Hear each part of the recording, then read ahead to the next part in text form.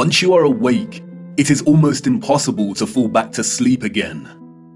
Once you discover that the Earth is not a spinning globe, but a flat and stationary plane with a firmament above it, everything changes. The trusted voices and satanic scientific priests who once shaped our reality and understanding of the world are no longer reliable. Our first-hand experience of the Earth as a stationary realm is at odds with their fabricated narrative of space and spinning planets. The scarring of our land and the barbaric mining of Earth's once majestic giant trees is at odds with the history books and geological narrative. And the awake are left wondering, what on earth happened? If they've lied about the Earth, space, and the destruction of our flat realm, then how can we trust the official, mainstream historical narrative? The historical narrative, like the heliocentric model, does not make sense. It doesn't add up.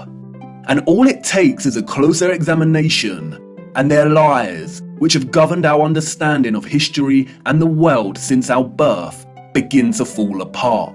Let's stir the mind with a few contemplations. We are told that the first true power tool was invented in 1895, when a German company combined an electric motor with a manual drill. The drill weighed 16.5 pounds and required multiple operators. It wasn't until 1957 that a company called Bosch began designing power tools in bulk that were both economical and powerful. So then how did our historical ancestors, a more primitive, underdeveloped people, design and build some of the structures we encounter? What about all the gigantic monolithic stones we encounter that have been cut with such precision? Ask yourself, could you repeat this today with the arsenal of equipment we have at our disposal? And what about the magnificent ancient stepwells of the East? Stepwells, we are told, were multi-storied wells built by our primitive ancestors as ways to preserve the water supply during droughts. But look at the intricacy and complexity of these structures. Look at the glory and the finesse. Look at the geometric precision. All dug out and crafted from using hand tools. Yeah, right. What about the gigantic canal networks we find all over the world? The Erie Canal in America was allegedly built between 1817 and 1825. There were no civil engineers in America at this time. The people responsible for planning construction were novices, we are told. The canal is 12 meters wide and 4 meters deep. The Erie Canal spans 363 miles. But this was not just a case of digging each day for the Irish immigrants and their oxen companions. They had to fell hundreds of trees as they passed through the virgin forest. They had to build complicated aqueducts and locks, and they had to pass through the Niagara Escarpment, an 80-foot high wall of hard limestone. They had to use black powder to blast through this, we are told, as dynamite had yet to be invented. The canal spans 363 miles and was constructed over an 8-year period. This means that on average, 1 mile was completed every 8 days. What a record, especially since those responsible were novices, and power tools and dynamite were yet to be invented. I can tell you now, the so-called early settlers of the Americas did not build these canal systems. And what of the grand and magnificent castles scattered across our realm? Did you know that most were designed and constructed without plumbing systems and methods to heat rooms properly? The royal and the elite of the past were content without having the accessible necessities of survival just as long as they could live within the grand and the glorious, while the peasants, in their modest abodes, enjoyed warmth throughout the long dark winters? I don't think so. And of course, there is the impossibility of the Great Giza Pyramid Complex. The pyramids, we are told, were constructed somewhere around 2500 BC. The Great Pyramid itself consists of 2.3 million blocks of limestone and granite, and its overall structure weighs 6 million tons. The largest granite stones weigh between 20 and 80 tons each. 20 tons is 20,000 kilograms. These blocks were carved from quarries with copper chisels and allegedly transported from 800 kilometers away. The so-called experts can only theorize that a vast amount of slave labor was required.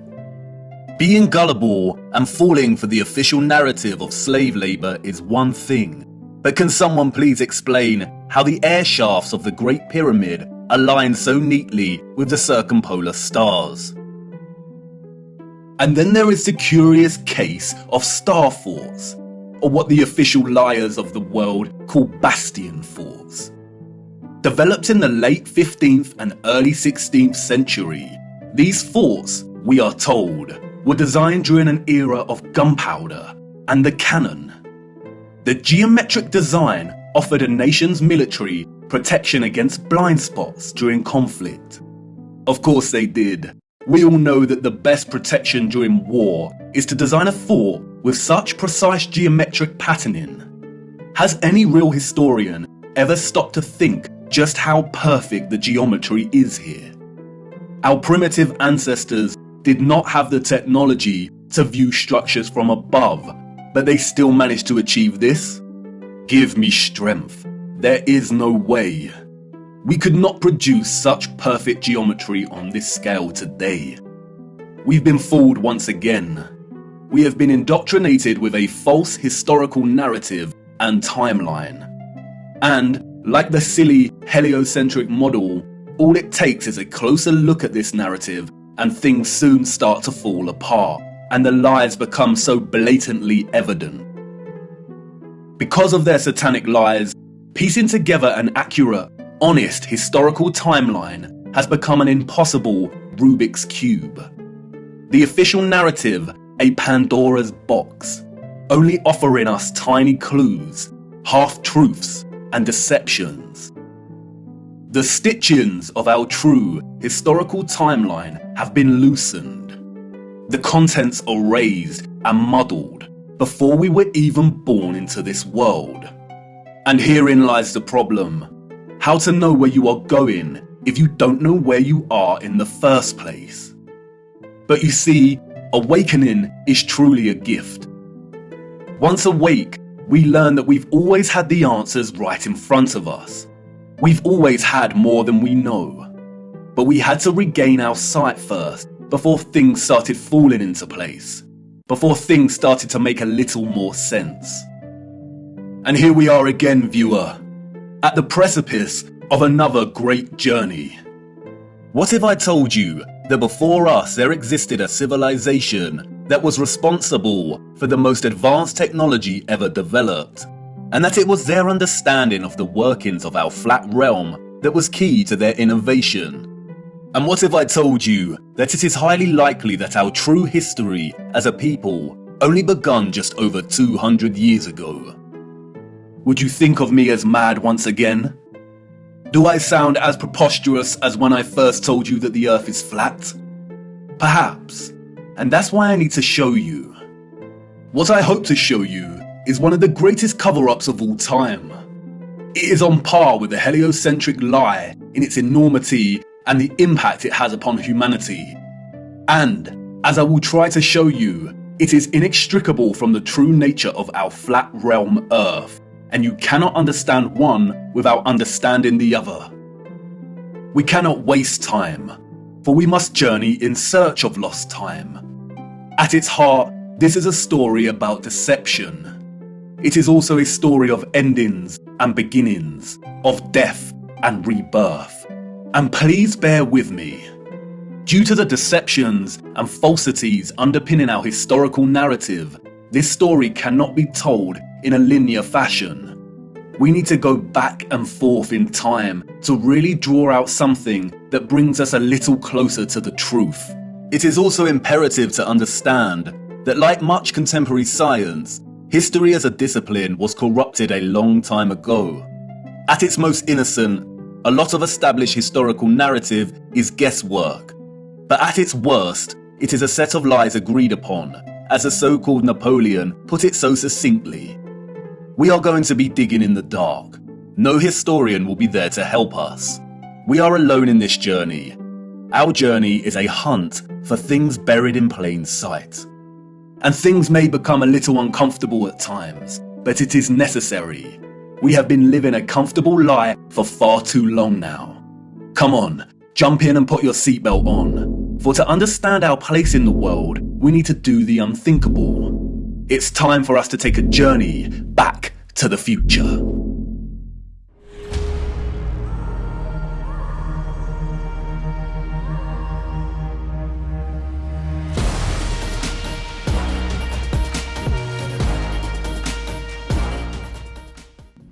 Our journey begins in the unlikeliest of places, 19th century St. Petersburg, at the entrance to St. Isaac's Cathedral. The city cold, the early morning mists dissipating with the approach of the sun, and our boots caked in mud. The year is 1860, and while St. Petersburg stands regal and proud, its inhabitants are nowhere to be found. It is quiet, too quiet. The population of St. Petersburg in the 1860s was, we are told, roughly 500,000 people, and yet there is not a soul in sight. Where is everybody?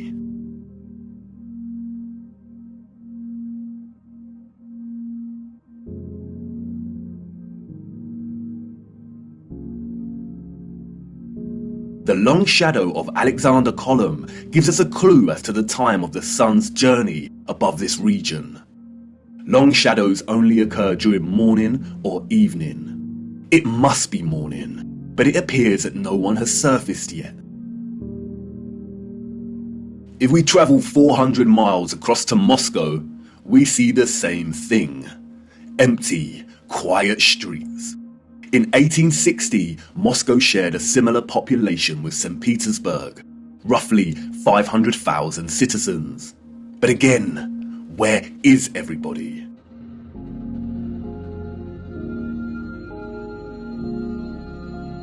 What about the rest of the world during this time period? Edinburgh, Scotland, 1840s.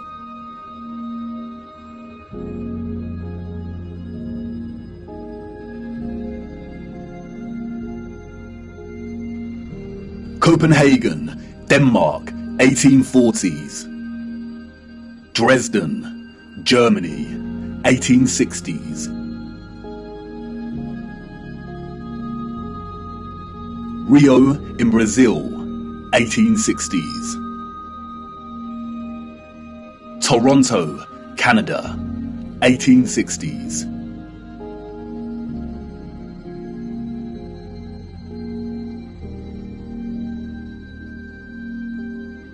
Athens in Greece, 1860s.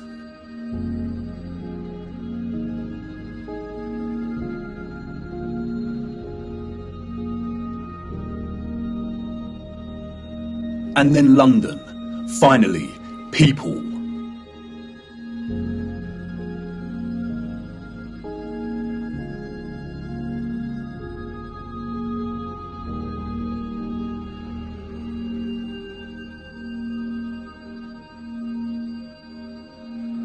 And what about Paris? People, life.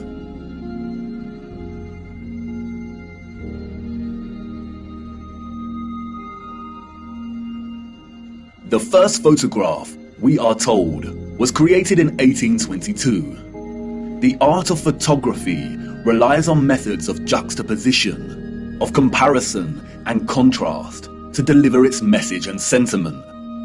In these old photographs, we do not find the same deliberate techniques of juxtaposition that contemporary photographers craft into their art, but rather we find natural contrasts that are so important and central to navigating through our deceptive history. Contrast is a phenomenon, natural or artificial, in which meaning is generated and conveyed through the comparison of two opposing elements. When looking at 1860s Russia, there is an immediate contrast between the lack of population and the sheer size of these cities. Even in the 19th century, both Moscow and St. Petersburg are enormous. The infrastructure found in the photographs could hold a population well into the millions. Why are the cities so vast if the population was only 500,000 in each? Furthermore, the official narrative gives us a population that increases in a linear fashion from 1764. Many of the buildings we see here were built years before the photograph was taken. Did the Russians just plan well in advance? But it's when the population is introduced into these photographs that a new contrast emerges that is staggering. That is, between the people and the environment itself. It may be the reduced population numbers, or it may be the monochromatic starkness of the black and white images, but they present to us something that we've lived amongst our entire lives and never paid any mind to. That is, the enormity and impossibility of the architecture. As we engage with the industry and act of tourism, we journey from place to place and observe, taking it all in, learning, hearing, and being told what we are looking at and how it came to be. And standing in front of a structure like the Arc de Triomphe in Paris, we might even exclaim, "Wow, how did they do this?" But the moment, inextricably wrapped up in the busyness of the scene, perhaps prevents us from really asking that question with sincerity. Standing in front of a structure like the Arc de Triomphe while the crowd frantically takes pictures on their smartphones makes it all a reality. And we conclude, before being shoved away by new tourists, well, they had to have done it somehow because I'm here and looking at it. During our indoctrination at school, we are seldom shown old photographs of the grand cities scattered around our flat realm. And perhaps for good reason. Because when we marinate on images like this, and are presented with the visual evidence of a very primitive Victorian people, dotted around like grasshoppers, within the shadows of the most magnificent, grandiose, brilliant architecture a human could ever imagine, we begin to have doubts. Indeed, how did they build this? The Arc de Triomphe is made from 36,695 cubic meters of limestone and weighs 95,407 tons, or just over 95 million kilograms. They tell us it took 12 years to build the giant arch in two different periods, between 1806 to 1814 and between 1832 to 1836. How did they transport this amount of limestone with the same horse and carts that we see in the photographs? Look closer at the four sculptures that adorn each of its sides. Look at the intricacy of the sculptures and the patterning of the ornamentation that frames the arch. Each section is perfectly repeated without any deviation or inconsistency. The first true power tool was not invented until 60 years after this arch was completed. They tell us this was crafted by hand. Is that even possible? And then there is the ceiling of the arch. Immaculate 3D sculpted roses, perfect in their geometric symmetry. The nuance of the detail and finesse of each petal and cross-section borders is overwhelming. Look at the rest of Paris during this time. Again, a plethora of unbelievable, gigantic and magnificent structures. The city's infrastructure glorious, and the people and their means of transport primitive, unsophisticated, and seeming not at all developed to the point of producing a city like this. The roads are improperly paved and uneven. They are dirty and muddy. We also see buildings during this period in which the architecture aligns with the inhabitants. Buildings of misshapen proportions, less developed and refined, charming in their own way, but coarse in their use of wood and plaster. This is exactly the type of architecture we expect of a generation of horse and cart. A generation ignorant to the discoveries in technology that would follow in the years to come. Furthermore, at the time of this photograph, the arch is roughly 40 years old since its completion. Yet can you see how worn some of the parts of the structure are? We see weathering on the stone that suggests the arch is much older.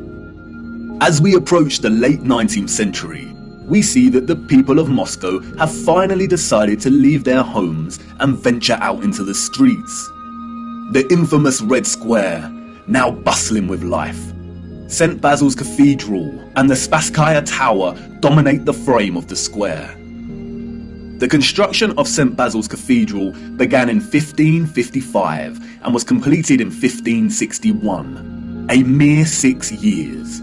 It suffered a huge fire in 1737 and underwent restoration over a 20-year period. But look at it. What a structure. Almost unreal and like no other. It is composed of thousands of red bricks and tin sheet metal that has been shaped into the distinctive onion domes we see. Look closer at the intricacy of the domes. How did they bend metal to achieve such precision and perfection in the 18th century? And again, if they had the skills and dedication to build a wonder such as this, then why are the conditions of the road so poor and covered in mud? We see these incredible structures and buildings everywhere in 19th century photography. We have the wondrous Crystal Palace of London, a monstrous structure with the greatest area of glass ever seen in a building, and all constructed before England had automatic glass manufacturing. We have Westminster Abbey and Parliament. We have the old Euston Arch, constructed out of pure sandstone in 1837, and streets unpaved and full of mud. Why did these people not prioritize the streets they walked upon? The Frauenkirche, the domed masterpiece of Dresden, Germany. Its intricate and opulent splendor in direct contrast with the beat-up wagons and horse-pulled carts of the people below, a people dependent on the bare necessities, a people completely dwarfed by its size and majesty. The Library of Parliament in Ottawa, Canada, built over a period of 17 years. The first major settlers arrived in 1800, and at the time of construction, the city's population was under 20,000. Would a grand, glorious library really be a priority for settlers? Why does the building look like it's been cropped out of Europe and pasted into Canada? Even at the turn of the century, 40 years before Bosch economized the power tool, we have the old Penn Station in New York. Look at the size of this. Completely mind-blowing proportions.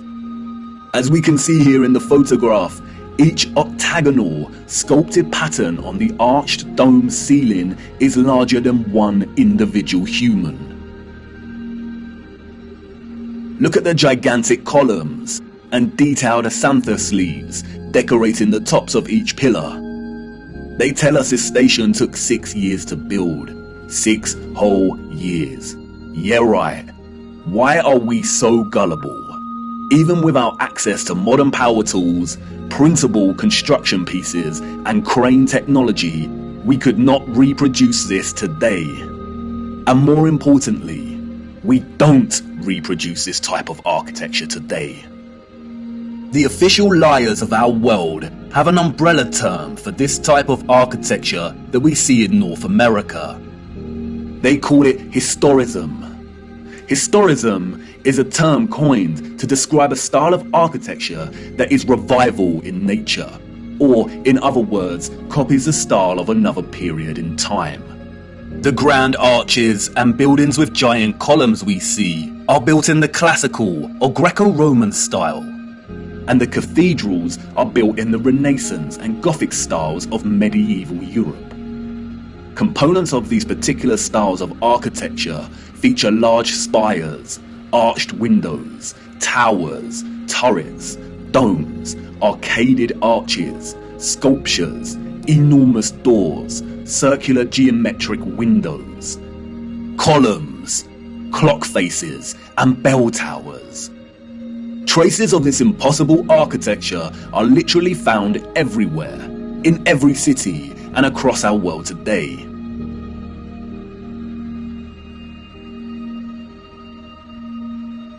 Some preserved and maintained, like the Parisian Arc de Triomphe and Notre Dame, and others lost and long forgotten to time, like the Euston Arch and the Old Penn Station in New York. We as a people travel miles to take our own photographs of these wonders. But the photographers of the 19th century gift us with something they would never have expected to give a future generation: perspective. We see a primitive people against a backdrop of clearly advanced architectural infrastructure. The official historians of the world tell us tales of Darwinian evolution and progression between time periods. The people that came after were always more advanced in their ways, refining and redefining the methods of the generation that came before. If the height of innovation and industry during the 19th century was still the horse and car as a means of travel, then, as these photographs tell us, this style of architecture was just as impossible for those living in the centuries before it. Anyone with a predisposition for thinking and questioning can immediately sense when looking at these photographs that something is rotten in Denmark, that something is off with the mainstream historical narrative, that something is not adding up. In a panoramic image of San Francisco in 1877, we see a collage of historicist architecture. We see columns adorning the entrances to very regal buildings that stand out like sore thumbs from some of the timber shacks surrounding it. We see Gothic spires and towers in the distance. We see domed cathedrals and buildings. We also see just how sprawling and huge the city has become. In 1846, there were under 500 Mormon settlers living on the area of land in which we now call San Francisco. It was frontier land and ready for the taking. Between 1848 and 1849, with the start of the California Gold Rush, the population increased from 1,000 people to 25,000 people. 28 years later, this panorama was taken. The population at this time, we are told, was getting close to 200,000. Who in their right mind would believe this story? Does this look like a city of 200,000 people? Without any modern technology, power tools, automatic manufacturing, electric motors. A people in a strange, unfounded land, just making their mark. Do we really believe that a burgeoning people built this entire city in just 30 years? And again, such quietness, such stillness. This is a photograph of an empty city. Where are all the people? The shadow of the post here tells us that it is not the early hours of the morning. Short shadows only appear toward midday. A city of this scale at noon should be bustling with life. But there is not a single person in the shot of this panorama. The only life we see is that of a horse without any master in sight. It seems highly unlikely that all the people were told to stay indoors because a cityscape photo shoot was taking place. And this silent scene becomes all the more eerie when we consider that there is intention behind the lens. Someone was there, standing at a vantage point and taking this photograph. But who? And for what? And what are the chances that in the 19th century, during similar decades, we see deserted Russian, European, and North American cities photographed like this?